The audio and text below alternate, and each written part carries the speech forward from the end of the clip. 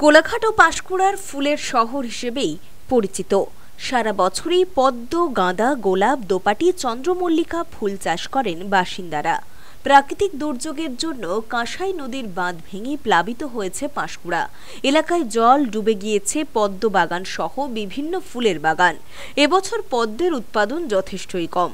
পূর্ব মেদিনীপুর, হাওড়া, বাঁকুড়া, বীরভূম জেলার বিভিন্ন জায়গায় ব্যাপক পরিমাণে পদ্মের চাষ হয়।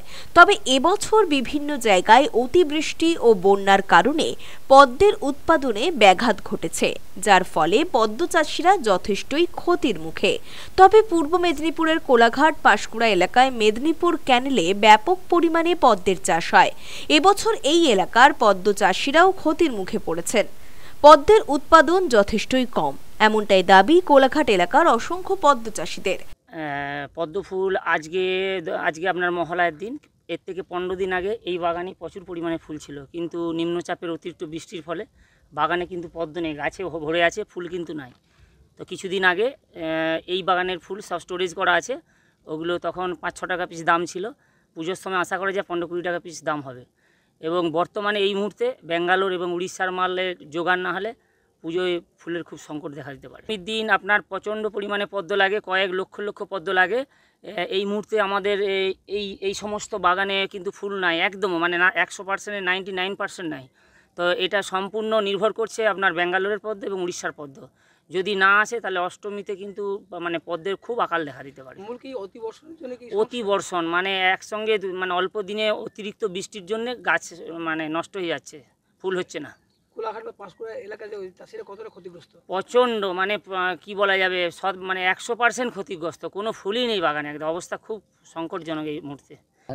পরিস্থিতি খুবই খারাপ। এই নিম্নচাপের ফলে আমাদের পদ্ম বাগান পুরো নষ্ট হয়ে গেছে। এই সময় আমরা খুব আশা করেছিলাম, জানি এই সময় আমাদের ফুল ওঠার সময় উঠেছিল, কিন্তু এই নিম্নচাপের ওয়েদারে আমাদের পুরো বাগান নষ্ট হয়ে গেছে। এখন আর কোনো হওয়ার আশা নেই। যদিও হয় 10, 20, 50টা, 100টা, ওটাও কোনো ধরতে নয়, যেখানে হাজার হাজার করে ফুল হয়। এর উপরে কি আর নির্ভর করা যাবে বাবু? সারাদিনে কটা পাচ্ছেন এখন? সারাদিনে এখন একটাও পাই না, একদম লস বলতে একবার পুরো লসের। পদ্ম 1.5 বিঘা 1 বিঘা প্রতি বছরই পদ্ম ভালো। হ্যাঁ, এবছর তো এই বছর খুব ক্ষয়ক্ষতি। কেন ক্ষয়ক্ষতি? এই বর্ষার জন্য নদীর ওই বন্যার জন্য। এই জায়গাটা তো ডুবে গিয়েছিল, ফুল কি এখন জলের নিচে রয়েছে? ফুল জলের নিচে রয়েছে স্যার, ফুল আর এখন হচ্ছে না, খুব ক্ষতিগ্রস্ত। পুজোর মুখে যে ফুল হওয়ার কথা ছিল সে ফুল হয় না, বৃষ্টির জন্যে বা ওই বন্যার জলের জন্য সব তলায় চলে গেছে। প্রতি বছর তো পুজোর সময়ের জন্য অপেক্ষা করে থাকেন। হ্যাঁ, এটা আমাদের সারা বছরের এটা আশায় থাকি আমরা। ক্ষয়ক্ষতি আর যে ক্ষয়ক্ষতি হয়ে গেছে ওকে তার কিছু করার নেই, আর কি করব। মূলত গোটা পশ্চিমবঙ্গের তাকিয়ে থাকে কোলাঘাট, পাঁশকুড়ার দিকে। হ্যাঁ, কোলাঘাট ফুলটার জন্য। সে হারে তো ফুল তো না হচ্ছে না, এরপরে আর হবেও না, সমাপ্তি। তবে এই বিষয়ে সারা বাংলা ফুল চাষী ও ফুল ব্যবসায়ী সমিতির সম্পাদক নারায়ণ চন্দ্র নায়েক জানিয়েছেন, এবছর পদ্মের উৎপাদন কম থাকার কারণ প্রাকৃতিক বিপর্যয়। তবে ফুল ব্যবসায়ীরা পার্শ্ববর্তী রাজ্য ওড়িশার পদ্মের ওপর নির্ভর করছে। অন্যান্য বছর পুজোর 15 দিন আগে থেকেই পদ্ম চাষী এবং ব্যবসায়ীরা বিভিন্ন হিমঘরে জমায়েত রাখতেন তাদের উৎপাদিত পদ্ম, কারণ দুর্গাপুজোর অষ্টমীতে 108টি করে পদ্ম প্রয়োজন হয়, যার কারণে প্রত্যেক বছরই অষ্টমীর দিনের ফুলের বাজার থাকে যথেষ্টই চড়া। যে পদ্ম অন্যান্য সময় দাম থাকে 50 পয়সা থেকে 5 টাকা পর্যন্ত, সেই অষ্টমীর দিনেই 15 টাকা থেকে 50 টাকা পর্যন্ত বিক্রি হয় পদ্ম। দুর্গাপূজার মরশুমে অষ্টমী পূজার অন্যতম অঙ্গ হল পদ্ম। সেই পদ্মের ব্যাপক চাহিদা থাকে। অষ্টমী পূজার দিন 108টি করে পদ্ম পূজার জন্য লাগে, কিন্তু যে সময় সাধারণত দুর্গাপুজোর এই অষ্টমী পূজা হয় সেই সময় পদ্মের ফলন অনেকাংশে কমে যায়।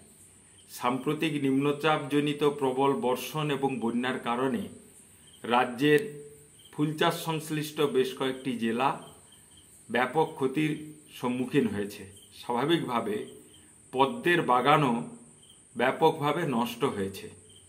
সে কারণে আসন্ন দুর্গাপূজায় পদ্মের যোগান দেওয়াটাই আজকে একটা সমস্যা হয়ে দাঁড়িয়েছে।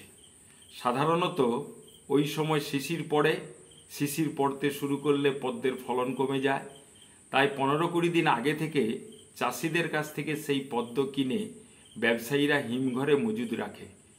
এবারকার পুজোর প্রায় 15 দিন আগে থেকেই এই নিম্নচাপজনিত প্রবল বর্ষণ এবং বন্যার কারণে সেই পদ্ম তেমন করে হিমঘরে মজুদ রাখা যায়নি।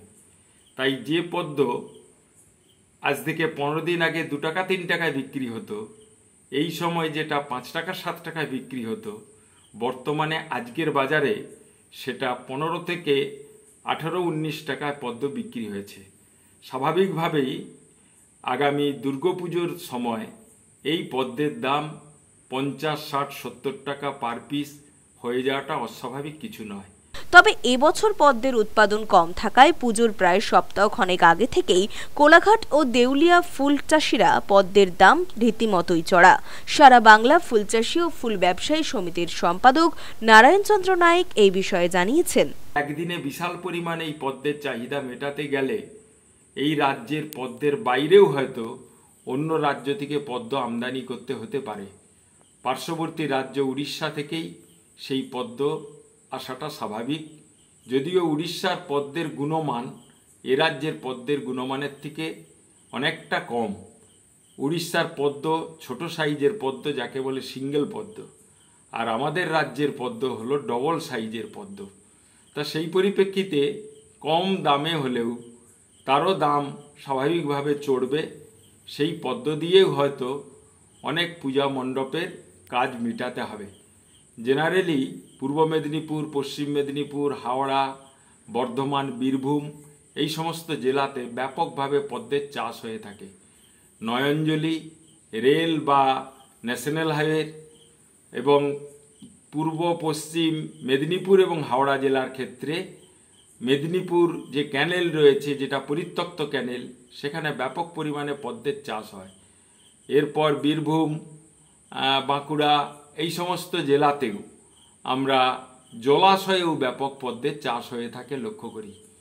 তা সব মিলে আসন্ন দুর্গাপূজায় পদ্মের দাম যে ঊর্ধ্বমুখী হবে তা এক কথাতেই বলা যায়।